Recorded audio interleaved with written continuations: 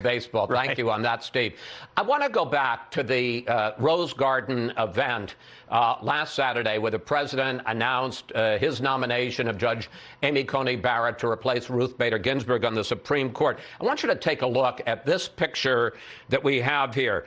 7 people there, the president and first lady, Senators Lee and Tillis, Kellyanne Conway, Reverend John Jenkins, the president of Notre Dame, and Chris Christie.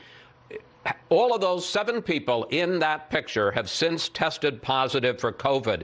Question, Steve, people packed together, the vast majority not wearing masks. How does that make sense? Well, look, here's what I would say.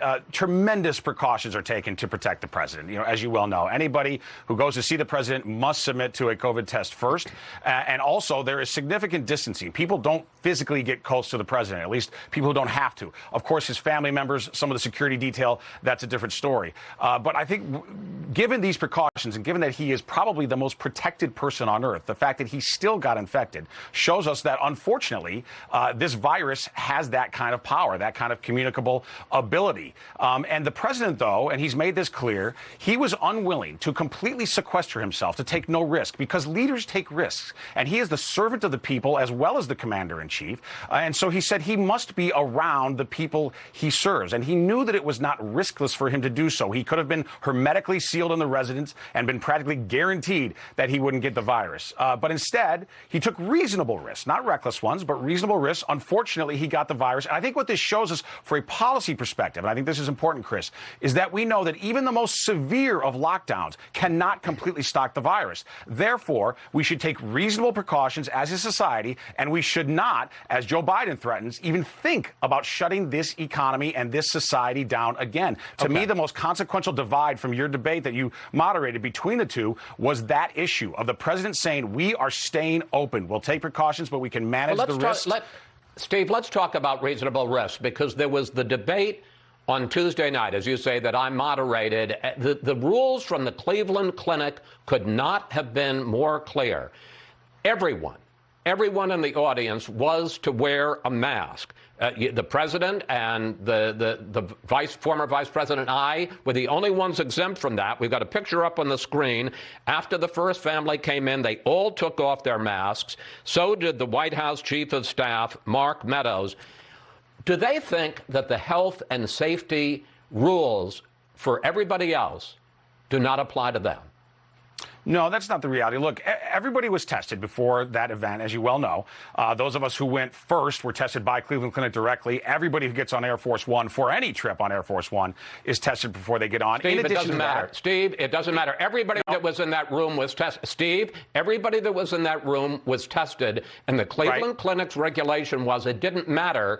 Everybody except for the 3 of us on the stage was to wear a mask, and people from the Cleveland Clinic came over and offered the first family masks, thinking maybe they didn't have them. They were waved away, and the Commission on Presidential Debates has issued a statement saying, from now on, if you don't wear a mask, you're going to be escorted from the hall. So forget this question of being tested beforehand. Everybody was tested beforehand.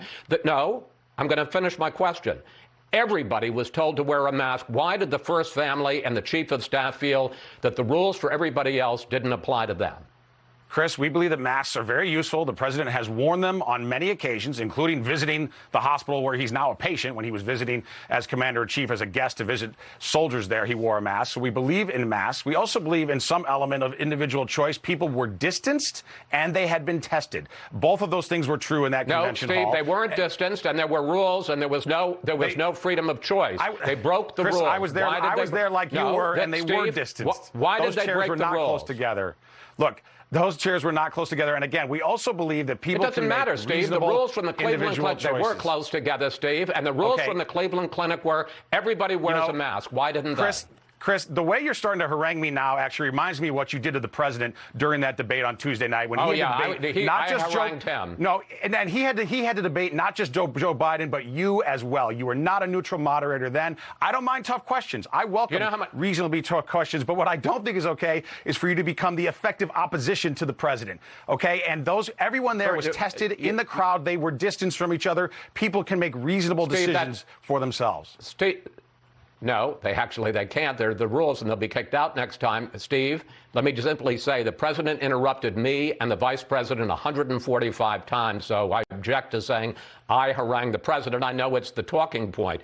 With the president in the hospital, there's a concern about the continuity of government. Is the campaign giving any consideration, given the fact that the vice president is the next in line to the president, about keeping him off the trail or delaying the vice presidential debate until we see that the president is safe?